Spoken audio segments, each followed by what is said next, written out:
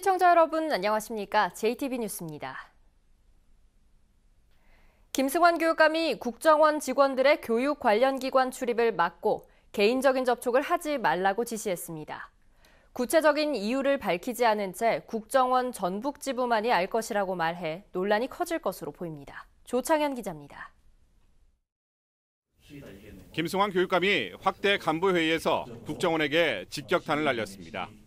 국정원 직원들의 전북교육청 출입을 금지하고 직원들은 오해할 만한 접촉을 하지 말라고 지시했습니다. 이 조치는 도교육청과 시군교육청, 직속기관 모두에 적용된다고 말했습니다.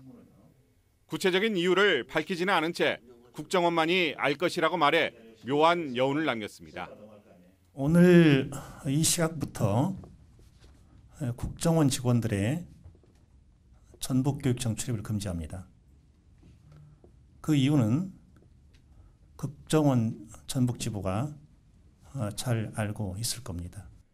이유에 대해 다양한 추측이 나오고 있는 가운데 최근 승진 인사와 관련해 직권 남용 혐의로 기소되는 과정에서 국정원이 개입한 게 아니냐는 주장에 힘이 실리고 있습니다. 국정원이 또 정부와 대립각을 세워온 김 교육감에 대해 합법과 불법의 경계를 넘나드는 방법으로 정보 수집을 했거나 확보된 정보를 부당하게 사용한 정황 등을 파악한 게 아니냐는 추측도 나오고 있습니다. 김 교육감은 이전에도 전화 도청에 대한 의혹을 제기한 적이 있고 퇴근길에 미행을 당했다는 글을 SNS에 올리는 등 정보기관에 대한 강한 불신을 드러냈습니다. 하지만 김 교육감은 국정원이 정보와 동향을 파악하는 통로인 경찰에 대해서는 특별한 언급을 하지 않은 것으로 알려졌습니다. 현직 광역단체장이 공개적으로 국정원의 정보 수집 과정에 문제를 제기하면서 그 파문이 확산될 것으로 보입니다. JTB 뉴스 조창현입니다. 잊을만 하면 터지는 게 바로 대학 교수들의 횡령 사건인데요. 이번에도 전북의 한 대학 교수가 억대의 연구비를 가로챘다가 검찰에 덜미를 잡혔습니다. 정원익 기자가 보도합니다. 전북에 있는 한 대학교입니다. 이 대학 교수 A씨는 국가가 지원하는 산학협력 사업을 수행하면서 연구비를 가로챘다가 검찰에 붙잡혔습니다. 검찰은 가짜 연구원을 등록한 뒤 연구비와 수당을 청구해 1억 2천만 원을 빼돌린 혐의로 A씨를 불구속 기소했습니다. 저희도 지금 추이를 지켜보고 있는 와중이고요. 법원에서 좀 결과가 나오는 거를 저희도 확인을 해서. 이 대학에서는 지난해에도 교수 2명이 연구비를 횡령해 한 명은 해임되고 한 명은 3개월의 정직 처분을 받았습니다. 전북의 또 다른 대학도 마찬가지입니다. 교수 2명이 지난 2014년부터 2년 사이에 잇따라 수억 원에서 수십억 원의 연구비를 가로챘다가 모두 파면됐습니다. 이 같은 일이 반복되는 것은 일부 교수들이 국가 지원 연구비를 눈먼 돈으로 보고 있기 때문입니다. 사업 계획서만 잘 만들어 국가 사업으로 확정되면 수억 원을 지원받아 큰 돈을 챙길 수 있다는 겁니다.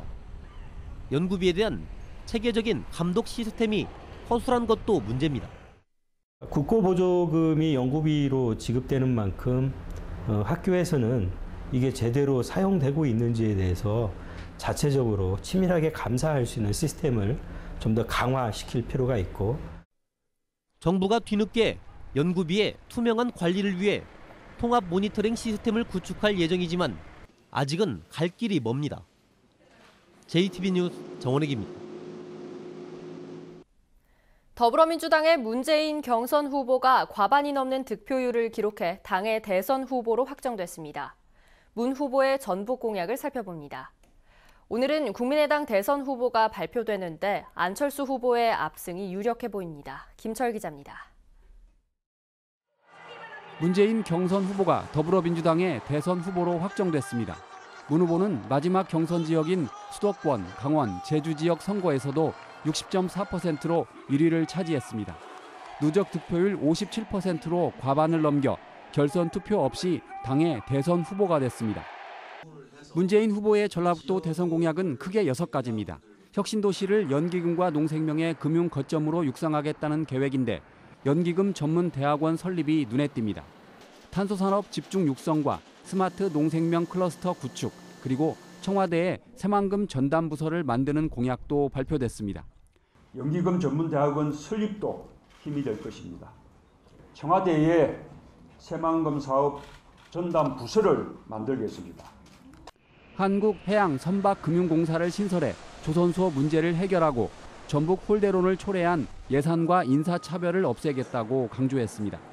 문 후보의 대선 공약은 그동안 전북을 찾은 여러 후보 가운데 가장 구체적입니다. 그러나 실현 가능성이 떨어진다는 이유로 장밋빛 공약이 아니냐는 논란이 커 이를 극복하는 게 과제로 남았습니다. 국민의당은 오늘 대선 후보를 뽑는데 이미 안철수 후보가 경선 6연승을 거두어 안 후보의 대선 후보 확정이 유력합니다. 저를 따뜻하게 안아주신 곳입니다. 반드시 정권 교체해서 인사차별, 예산차별 없는 나라 꼭 만들겠습니다. 전북의 표심이 이전 대선처럼 몰표를 주지 않을 것으로 예상되는 가운데 대권을 향한 문재인과 안철수의 양보 없는 한판 싸움이 볼만해졌습니다. JTB 뉴스 김철우입니다. 10만 원짜리 수표를 위조해 사용해온 일당이 경찰에 붙잡혔습니다. 수표는 지폐에 비해 위조 방지 장치가 적은 데다 일련 번호를 제대로 확인하는 곳도 드물어 위조 범죄가 끊이지 않고 있습니다. 주혜인 기자의 보도입니다. 한 남성이 10만 원권 수표 한 장을 직원에게 건넵니다. 수표 뒷면에 서명을 한 뒤 잔돈을 거슬러 받고 자리를 뜹니다. 하지만 이 남성이 건넨 건 복사기로 만든 가짜 수표였습니다. 그냥 똑같은 종이로 해가지고 뭐 잉크 번짐 이런 게 없어가지고 완전 똑같이 완전 새 거여가지고 그냥 의심 없이 받았어. 31살 이모 씨는 컬러 복사기와 컴퓨터 프로그램을 이용해 10만 원권 수표 130장을 위조했습니다. 진짜 수표와 비교해도 별 차이가 없는 데다 조회를 피하기 위해 수표 일련 번호도 조작했습니다. 일련 번호 두 자리를 바꾸게 되면 당시 현장에서는 위조 수표인지 도난 수표인지 사구 수표 여부를 확인할 수가 없고 불가로 나오기 때문에 그 현장에서는 모면할 수가 있습니다. 이 씨 일당은 군산과 익산, 충남 서천의 마트와 편의점 등 8곳에서 모두 9장의 위조 수표를 사용했습니다. 하지만 수표 일련 번호를 조회한 곳은 단 한 곳밖에 없습니다. 이들은 수사망이 좁혀오자 위조 수표 80장을 불태워 증거를 없애기도 했습니다. 지난 1월에도 컬러 복사기로 200만 원권 위조 수표 76장을 만들어 사용한 일당이 경찰에 붙잡혔습니다. 수표는 지폐처럼 은선이나 홀로그램 같은 위조 방지 장치가 적어 상대적으로 위조하기가 쉽습니다. 경찰은 수표를 받으면 수표 번호를 조회하고 신분증을 확인한 뒤 뒷면에 이서를 받아야 피해를 줄일 수 있다고 당부했습니다. JTB 뉴스 주혜인입니다. 전주시가 예비군 훈련장의 완주 이전을 포기하고 전주 안에서 옮기는 걸로 가닥을 잡았습니다. 현재 3곳 정도를 검토하고 있고 상반기 안에는 결정한다는 계획입니다. 권대성 기자입니다. 전주시 송천동의 예비군 훈련장입니다. 아파트 단지가 들어서는 등 주변 지역이 속속 개발됐습니다. 주변 건물에서 훈련장 내부가 훤히 들여다보일 정도입니다. 사격 훈련에 따른 주민들의 민원도 적지 않습니다. 바로 아파트 옆에서 총을 늘 쏘니까 총소리가 사람이 똑같은 소리라도 총소리는 기분이 나쁘지 않아요. 그래서 주민들이 굉장히 싫어합니다. 송천동 지역 발전을 위해서는 예비군 훈련장에 이사를 가야만이 더 크게 발전할 수 있다고 생각하고 있습니다. 전주시도 수년 전부터 훈련장 이전을 추진했습니다. 지난해에는 완주군 봉동읍에 있는 군부대를 이전지로 정하기도 했습니다. 하지만 완주 군민의 강한 반발에 부딪혀 없던 일이 됐습니다. 결국 전주시는 완주 이전은 포기하고 전주 안에서 예비군 훈련장을 옮기는 걸로 가닥을 잡았습니다. 구체적인 지역을 공개하는 건 꺼리고 있지만 3곳을 놓고 이전지로 적합한지를 따져보고 있습니다. 상반기 안에는 이전 후보 지역을 결정해 국방부와 협의한다는 방침입니다. 전주시는 2021년까지 이전을 마무리한다는 계획인 가운데 최대 관건은 주민들의 반발 여부가 될 것으로 보입니다. JTB 뉴스 권대성입니다. 완주의 대표 관광지 가운데 하나인 삼례 문화예술촌이 열린 관광지로 선정됐습니다. 부안에서는 조선시대 여류 시인이자 명기인 매창의 영정이 제작됐습니다. 나금동 기자입니다. 2013년 문을 연 삼례문화예술촌은 독특한 시설과 프로그램으로 꾸준한 관심을 받아왔습니다. 지역문화 대표 브랜드 대상에 이어 올해는 한국관광 100선에 선정돼 관광객도 70% 이상 늘었습니다. 삼례문화예술촌이 이번에는 문화관광부의 열린관광지로 선정돼 편의시설 정비 등에 1억 6천만 원을 지원받게 됐습니다. 열린관광지란 장애인 어르신 영유아 동반 가족이 이동이나 관광에 제약 없는 무장애 관광지를 의미합니다. 높다랗게 들어올린 가채머리에 연노랑 저고리와 쪽빛 치마를 단정하게 차려입었습니다. 부안 출신으로 조선 중기 여류 시인이자 명기인 매창의 영정에는 천연 물감과 부안 황토가 사용됐습니다. 부안의 여류 시인 이매창의 영정을 사후 400년 만에 제작하여 부안의 풍류와 인문학의 부활을 기대합니다.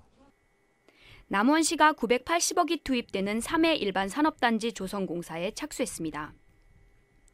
남원시는 일반산업단지로는 동부권에 처음인 이 공단이 완공되면 금속과 자동차 부품 등 모두 45개 기업을 유치할 계획입니다. JTB 뉴스 나금동입니다. 박근혜 정부에서 전북의 차관급 이상 인사 비율이 3%에 그친 것으로 나타났습니다. 바른정당 정운천 의원이 김대중 정권 이후 차관급 이상 공직자의 출신지를 분석한 결과 박근혜 정부의 전북 출신은 8명에 불과해서 3%대로 가장 낮았으며 이명박 정부는 4%, 김대중, 노무현 정부는 각각 9%로 조사됐습니다. 정운천 의원은 김대중, 노무현 정부에서도 전북은 각각 9%인 반면 광주, 전남은 22%와 16%로 호남에서도 전북이 홀대를 받았다며 전북목 찾기가 시급하다고 주장했습니다. 보건복지부가 조사한 결과 지난해 전북대병원 응급실에서 중증 환자들이 대기하는 시간이 평균 17시간이나 되는 것으로 나타났습니다. 이는 중증 환자가 응급실에 도착해도 17시간이 지나야 제대로 된 치료를 받을 수 있다는 뜻입니다. 이 같은 대기 시간은 전국 414개 응급의료기관 중 서울대병원과 서울성모병원에 이어 세 번째로 긴 것이어서 개선이 시급합니다. LG유플러스의 하청 콜센터에서 근무하던 여고생이 과도한 스트레스로 스스로 목숨을 끊은 것과 관련해 현장 실습생을 보호하는 법이 발의됐습니다. 국민의당 김광수 의원이 발의한 직업교육훈련촉진법 일부 개정 법률안은 현장 실습 시간을 준수하고 국가와 자치단체의 현장 실습 계약 지도 점검을 매년 의무화했습니다. 또 현장 실습 계약을 체결하지 않거나 계약 체결 때 표준 협약서가 없으면 현재 과태료를 부과할 수 있는 처벌 규정을 1년 이하의 징역이나 1,000만 원 이하의 벌금으로 한층 강화했습니다. 오늘 새벽 5시 반쯤 전주시 효자동의 한 음식점에서 불이 났습니다. 이 불로 냉장고를 비롯한 집기와 건물 내부 40제곱미터가 불에 타 소방서 추산 750만 원의 재산 피해가 났습니다. 소방당국은 계량기 전기 작업을 하던 중 불이 난 것으로 보고 정확한 화재 원인을 조사하고 있습니다. 절기산 청명인 오늘 전북은 대체로 맑다가 오후부터 점차 구름이 많아지겠습니다. 낮 최고 기온은 전주와 익산 22도 등 22도의 분포로 어제보다 2, 3도가량 높겠습니다. 미세먼지 농도는 나쁨 수준이 예상돼 호흡기 환자들의 주의가 필요합니다. 내일 오전부터는 비가 시작돼 금요일까지 이어지겠습니다. 전주기상지청은 내일과 모레 이틀 동안 10에서 40mm의 비가 내릴 것으로 예보했습니다.